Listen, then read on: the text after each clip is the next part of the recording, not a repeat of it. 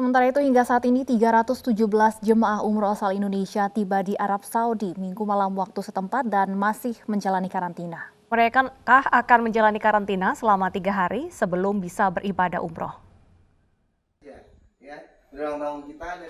Beginilah kondisi di salah satu lokasi karantina bagi jemaah asal Indonesia.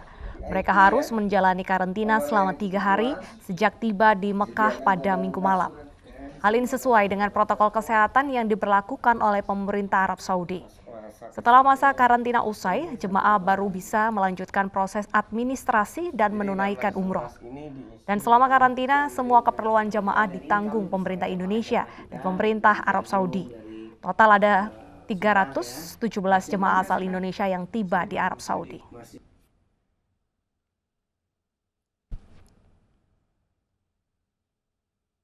Dan untuk mengetahui bagaimana suasana terkini di lokasi karantina jemaah Indonesia di Mekah, sudah bergabung bersama kami Bapak Rizky Sembada, jemaah Indonesia asal Solo, Jawa Tengah. Assalamualaikum Pak Rizky. Waalaikumsalam warahmatullahi wabarakatuh. Pak Rizky, apa saja aktivitas yang Anda lakukan saat proses karantina? Iya Mbak, jadi hari ini adalah karantina hari kedua dan semua aktivitas benar-benar dilakukan di dalam kamar saja Mbak. Jadi dalam setiap pintu lift juga dijaga oleh security. Jadi kami melakukan semua aktivitas di dalam kamar, yaitu memperbanyak membaca Al-Quran dan mempersiapkan manasik untuk pelaksanaan umroh. Selama di karantina, makan pun kami diantar di dalam kamar, Mbak. Jadi semua diantar dalam kamar dan baru saja kami diantar ini jadwal makan siang kita. Baik, Pak Demikian, Rizky. Mbak. Jadi tidak ada satupun yang dilakukan di luar kamar. Baik, Pak Rizky bisa diceritakan seperti apa sih rangkaian yang harus dilalui jemaah Indonesia yang ingin umroh di tengah pandemi? Oh ya, jadi memang umroh di masa pandemik ini luar biasa, sangat berbeda banget ya. Saya sudah beberapa kali pernah umroh dulu ya, tapi tidak seperti sekarang ini. Sebagaimana tadi disampaikan ya oleh jamaah yang berangkat kami dengarkan tadi. Jadi urut-urutan dari Indonesia sudah sangat ketat ya. PCR kami dari daerah harus ke Jakarta dan kemudian ada PCR di Jakarta. Setelah itu juga setelah kita sampai ke Tanah Suci, itu kita juga mengisi form, Mbak. Ada 2 form yang kita isi, berbeda dengan umroh yang lainnya, yaitu form kesehatan dan badan penanggulangan bencana dari pemerintah Saudi. Jadi kita isi form yang kemudian kita kumpulkan ketika di Bandara Jeddah. Namun pun demikian, alhamdulillah kita sangat bersyukur banget bahwa pemerintah Saudi Arabia benar-benar mempersiapkan semuanya dengan matang. Itu terbukti dari bagaimana kedatangan kami itu berjalan dengan bagus, disambut dengan tim medis yang cukup banyak mempersiapkan pos-posnya ya dalam kita untuk pengecekan kesehatan kita, kemudian bagaimana bagasi semua disterilkan dengan disemprot oleh dengan disinfektan. Kemudian masya Allahnya lagi saya termasuk gelombang pertama ya Mbak ya, itu disambut langsung oleh Komjen RI yang ada di Saudi Arabia, dan penyambutan tersebut diantarkan sampai ke bis juga protokol kesehatannya luar biasa. Jadi kapasitas yang tadinya isi 46 orang hanya diisi oleh 20 orang saja. Baik. Dan itu pun kita disterilkan, semuanya disterilkan. Sampai di hotel juga demikian, Mbak. Baik. Di hotel, Masya Allah disambut dengan luar biasa banget. Disambut dengan diberikan bunga, setangkai bunga, welcome drink, dan luar biasa penyambutannya. Baik. Pak Rizky, Mungkin seperti itu ya. setelah masa karantina ini selesai dan sebelum melaksanakan ibadah, apakah ada pemeriksaan kesehatan lagi atau tidak? Betul sekali, Mbak. Memang Saudi Arabia mempersiapkan semua dengan sangat hati-hati. Jadi insya Allah pada hari ini kami akan melakukan PCR ulang, Mbak. Akan di swab dan swabnya melalui tenggorokan ya, melalui mulut. Dan bahkan di setiap hotel itu disediakan minimal 10% kamar itu dikosongkan dalam rangka mempersiapkan apabila sampai waliyauzubillah terjadi ada jamaah yang dinyatakan positif. Maka mereka akan dikarantina di hotel ini dan disendirikan. Adapun yang lain yang dinyatakan negatif baru dibolehkan untuk melaksanakan ibadah umroh. Baik, Begitu. artinya PCR ini minimal 3 kali ya, 2 kali tadi di Indonesia dan 1 kali akan dilaksanakan di Arab Saudi. Pak Rizky, benarkah kemudian Eh, ada tambahan biaya untuk umroh di tengah pandemi? Oke, jadi kalau di Indonesia itu yang satu penerbangan domestik itu rapid ya.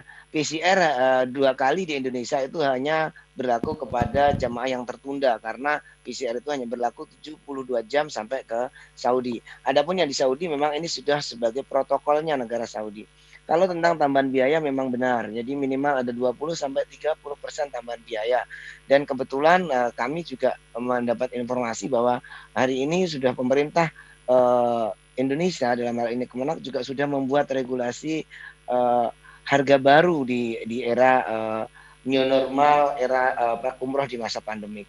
Baik, Tapi harapan kami sebagai jamaah semoga segera ditemukan vaksinnya ya Mbak ya, biar baik, betul. biar biayanya kembali normal Mm-mm. gitu. Pak Rizky, kalau untuk Ya. kegiatan ibadah sendiri, apakah ada yang dikurangi ataupun berbeda jika dibandingkan dengan umroh sebelumnya? Kalau kita bicara semasa karantina otomatis Mbak ya semua ibadah dari dalam kamar ya kita pasti jamaah kalau dibilang kita sedih-sedih ya seharusnya kita bisa menuju ke masjid padahal tinggal beberapa langkah lagi tapi terhalang oleh protokol ini. Namun kami menyadari banget bahwa ini demi kebaikan kita semua juga. Adapun yang lainnya kita belum tahu Mbak karena ini kita umroh yang pertama kali bahkan di dunia ya di dunia Indonesia ini nomor 2 setelah Pakistan ya. Jadi kita belum tahu nih apa-apa lagi yang akan kita lewati nanti. Adapun informasi-informasi yang sebelumnya seperti ada aplikasi Emarna dan Tawakalna ya yang seharusnya jamaah mendaftar. Informasi tersebut tidak kami alami. Jadi ternyata aplikasi itu disediakan bagi jamaah-jamaah yang memang individu Mbak atau masuk secara personal ke melaksanakan umroh. Adapun kami yang grup seperti ini itu semua sudah didaftarkan melalui muasasah. Oke, jadi untuk melakukan ibadah ini tidak perlu mendownload aplikasi ya kalau dari Indonesia? Iya, tidak. Kalau untuk rombongan kita seperti ini tidak, Mbak. Jadi sudah dipersiapkan oleh muasasah Saudi Arabia sendiri. Nanti jika akan kembali ke Indonesia, apakah pemerintah Indonesia menerapkan kebijakan karantina sebelum ke daerah masing-masing? Ya, itu Mbak, yang sudah disampaikan kepada kami bahwa insya Allah nanti akan ada lagi bukan karantina lagi, melainkan bahkan akan ada seperti PCR lagi Mbak. Hanya saja kita belum tahu pasti apakah itu benar-benar diberlakukan dan di mana diberlakukannya itu kami belum tahu ya. Informasi yang kami terima, informasi dari para tour guide kami itu insya Allah akan dilakukan di Madinah. Karena untuk semasa COVID ini semua jamaah itu datang menuju Jeddah dulu Mbak untuk dikarantina di Mekah. Jadi tidak ada jamaah yang landing di Madinah seperti itu.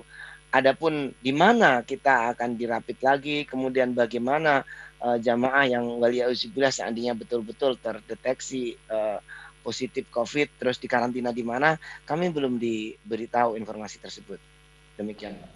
Iya, Pak Rizky, Anda termasuk di gelombang pertama ya yang diberangkatkan dari Indonesia. Selama masa akan keberangkatan ini sempat ada hambatan tidak sih Pak? Mungkin dari hasil PCR-nya yang belum keluar atau visanya atau sebagainya. Iya, ya jadi pengalaman kami Mbak umroh ini mohon maaf saya pernah haji furoda juga ya, haji yang dengan visa mujamalah. Jadi umroh ini luar biasa banget. Ini umroh tapi serasa haji furoda Mbak. Semua penuh deg-degan. Bahkan kami diberitahu informasi dari Jakarta ketika kami mendapatkan kuota dan ditawarin mau nggak berangkat sekarang itu kami dapat informasi Sabtu pagi sekitar pukul 8 pagi Mbak. Padahal kami harus ke Jakarta paling telat nanti malam Sabtu malam jam 8 malam. Sedangkan kami tinggal di Solo. Dan untuk terbang ke Jakarta aja kami harus melakukan rapid test dulu. Jadi waktu itu sungguh ini ya Mbak ya perjuangan yang luar biasa. Dan sesampainya di Jakarta kita melakukan PCR atau swab ya dan hasilnya tidak langsung kita dapatkan. Sehingga di pagi hari jamaah sudah berkumpul di Bandara Soekarno-Hatta itu belum mengantongi hasil rapid dan juga belum keluar visa Mbak, termasuk saya sendiri. Jadi saya di gelombang pertama termasuk golongan orang-orang yang paling akhir yang mendapatkan hasil rapid test dan alhamdulillah dinyatakan negatif. Adapun teman-teman kami juga ada hampir 20-an orang dinyatakan positif dan walau alam kami tidak tahu mereka berada di mana waktu itu. Yang jelas dari aparat sigap mengamankan ya, dan ada memang karantina di Bandara Soekarno-Hatta sudah dipersiapkan.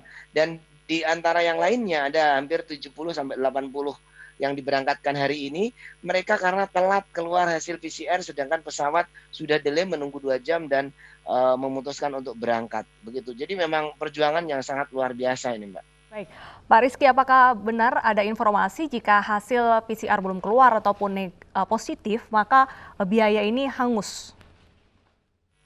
Oh, itu tidak benar, Mbak. Tidak benar. Jadi informasi yang benar adalah bahwa kami sudah di backup oleh asuransi, di backup di asuransi, di mana yang pertama adalah apabila ya hasilnya positif, maka dikembalikan dananya. Kemudian bagaimana ketika telat keluar ya? Saudi Arabia memberikan kebijakan yang sangat bagus, Mbak. Untuk pertama kali telat seperti yang barusan berangkat ini, mereka tidak dikenakin biaya apapun, melainkan hanya 100.000 tambahan tiket. Karena teman-teman kami ada yang telat dan kami selalu berbagi informasi. Jadi tidak benar kalau hangus, Mbak. Kalau ada tambahan biaya memang benar, karena kapasitas kamar ya seperti yang saya tempatin ini adalah kamar yang suite ya, kamar yang cukup besar. Biasanya satu kamar diisi oleh minimal 4 orang, ini hanya diisi oleh 2 orang saja. Jadi otomatis itu akan menambah biaya.